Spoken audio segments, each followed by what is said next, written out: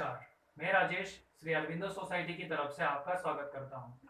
हम आपको शिक्षा में शून्य निवेश नवाचार कार्यक्रम ZIA द्वारा संकलित रोचक नवाचार के बारे में बताएंगे।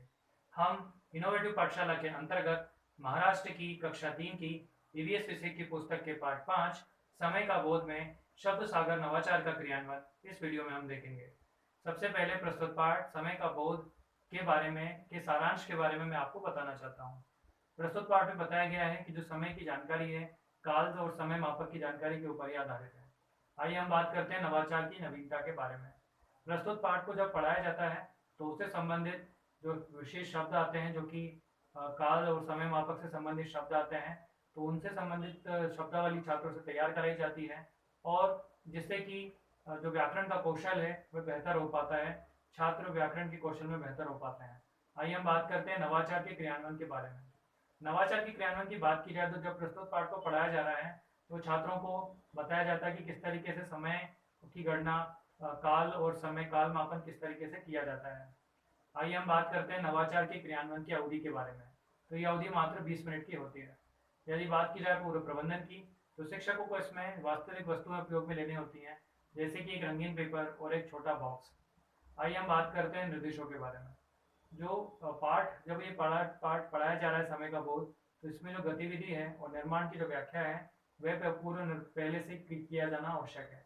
जब पाठ पढ़ाया जा रहा है उसी दौरान जो भी ऐसे शब्द आते हैं जो कि काल समय मापक या काल मापक होते हैं, समय से संबंधित होते हैं, तो उससे संबंधित शब्दों को छात्रों को नोट कराया जाता है और उन्हें कहा जाता है कि घर जाकर इन शब्दों की नई पर्चियाँ बनानी है, वो पर्चियों पर इन शब्दों को लिखना है।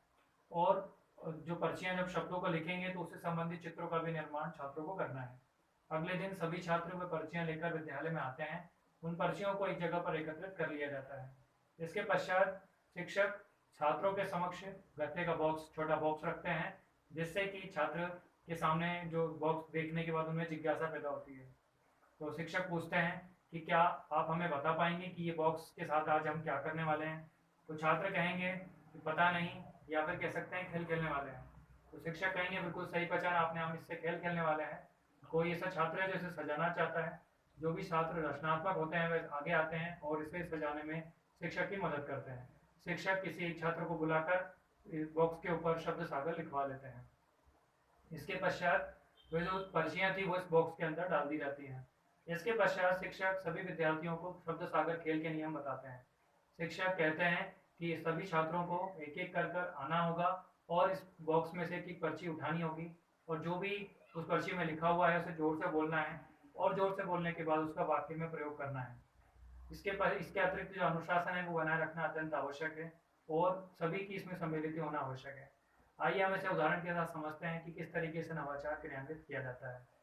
जब मान लीजिए पहला जो छात्र आता है वो आता है, पर्ची उठाता है, खोलने के बाद उसमें उसे लिखा हुआ दिखाई देगा रेत घड़ी, तो वह जोर से बोलेगा रेत घड़ी। इसके बाद उसे वाक्य में प्रयोग करना होगा कि 14वीं शताब्दी के अंत में यूरोप में रेत घड़ी का उपयोग होने लगा था।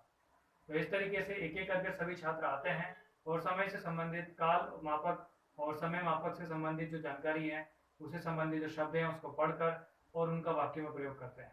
आइए हम बात करते हैं नवाचार के क्रियान्वयन से प्राप्त होने वाले प्रतिफल के बारे में।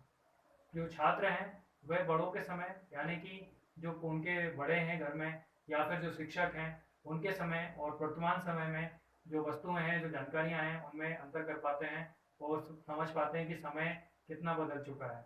इसके अतिरिक्त अगर हम बात करें विशेष आवश्यकता वाले छात्रों की, तो विशेष आवश्यकता वाले छात्र धीमी गति से सीखते हैं। इसीलिए शब्द सागर नवाचार उनके कॉन्सेप्ट को लंबे समय तक याद रखने में मददगार साबित होता है। प्रस्तुत पाठ को निर्धारित माह में ही पढ़ाया जाना चाहिए। हम आशा करते हैं इस वीडियो को देखने के बाद इस नवाचार तकनीक को आप अपने विद्यालय या कक्षा में अवश्य ही क्रियान्वित करेंगे। इस तरीके की कई और दिलचस्प नवाचार हम आपके समक्ष लाते रहेंगे। आपसे अनुरोध है आप हमारा YouTube चैनल जरूर सब्सक्राइब करें। यदि इस वीडियो को आप फेसबुक पर देख रहे हैं तो हमारा पेज ZIA जरूर लाइक करें। इस वीडियो में डिस्क्रिप्शन में एक लिंक दिया गया है जिस पर क्लिक कर आप इनोवेटिव पाठशाला ऐप डाउनलोड कर सकते हैं। इस वीडियो को देखने और लाइक करने के लिए आपका बहुत बहुत धन्यवाद।